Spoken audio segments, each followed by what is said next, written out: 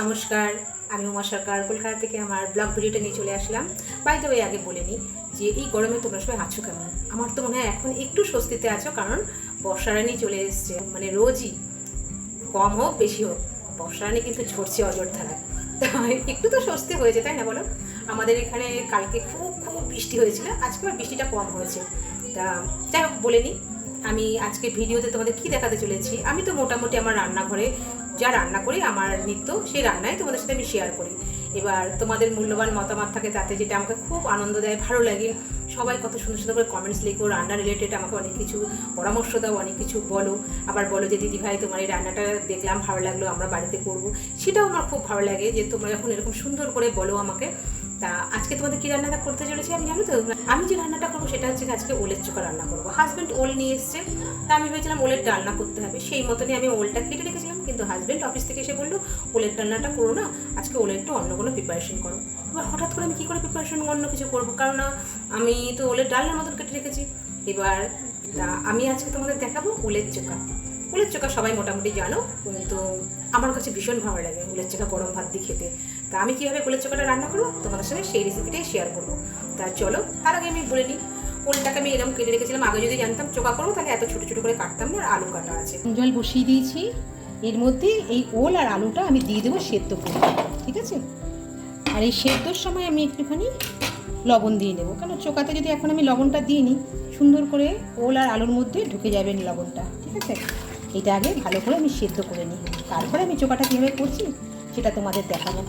এটা কিন্তু সত্যি বন্ধুরা খেতে কিন্তু খুব ভালো লাগে, জানো তো, ভালো করে করতে পারলে। কড়াইতে তেল দিয়ে দিয়েছি, তেলটা ভালো করে গরম করে নিতে হবে। যখন তেলটা গরম হয়ে যাবে তখন এর মধ্যে ফোড়ন হিসেবে কালো জিরা আর শুকনো লঙ্কা, বেশ কিছুটা শুকনো লঙ্কা আমি দিয়ে দেবো। তাই কোনো কাঁচা লঙ্কা ইউজ হবে না, শুকনো লঙ্কা দিয়ে ভর্তাটা করবে। এখানে দেখো অলরেডি ওল আর আলুটা সেদ্ধ করার পরে আমি এখানে মেখে রেখে দিয়েছি, ঠিক আছে? এবার এখানে বেশ কিছুটা পেঁয়াজ দিই।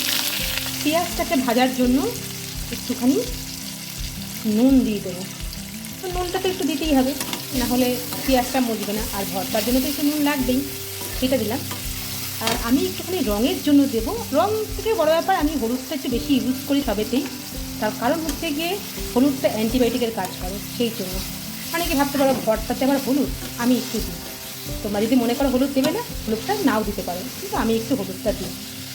এটাকে এবার সুন্দর করে ভাজা ভাজা করবো। যখন ভাজা ভাজা হয়ে আসবে তখন এর মধ্যে ওলেরটা দিয়ে দেবো, ওল মাখাটা। তারপরে সেটাকে সুন্দর করে কষাতে থাকবো। পেঁয়াজটা মধ্যে একটা বাদামি বাদামি রঙ চলে এসছে। এইবার এর মধ্যে আমি এক এক করে সেই যে ওলটা মেখে রেখেছিলাম, ওল আর আলুর চোখাটা, সেটা দিয়ে দেবো। দিয়ে এবার এর সাথে সুন্দর করে কষাতে থাকবো। আর কষানোর পরে কেমন হলো ওলটা রান্না সেটাও তোমাদের সাথে শেয়ার করবো বন্ধুরা। এই যে বন্ধুরা দেখো, আমার ওলের ভর্তা কিন্তু পুরো রেডি হয়ে গেছে। আর হাজব্যান্ডকে একটুখানি দিয়েছিলাম, ও বললো খেতে কিন্তু খুব সুন্দর লাগছে। তা তোমরাও যদি পারো এরকম একটা ওলের ভর্তা করে দেখতে পারো, ভালো লাগে কিন্তু খেতে বন্ধুরা। আমার অলরেডি ওলের চোখা কমপ্লিট হয়ে গেছে। এখানে হাজব্যান্ডের জন্য তুলে রেখেছি, কাল অফিসে নিয়ে যাবে। মার জন্য তুলে রাখলাম, আমাদের জন্য কালকে তুলে রাখলাম। আর এখন একটু গরম ভাত দিয়ে খাওয়া হবে। কেমন লাগলো এই ওল আর আলু দিয়ে চোখা অবশ্যই জানাবে বন্ধুরা। তোমরাও একটু করে খেয়ে দেখতে পারো, খুব ভালো লাগে গরম ভাতে খেতে, বারবারই বলছি। টাটা বাই বাই, সবাই ভালো থেকো, শুভরাত্রি।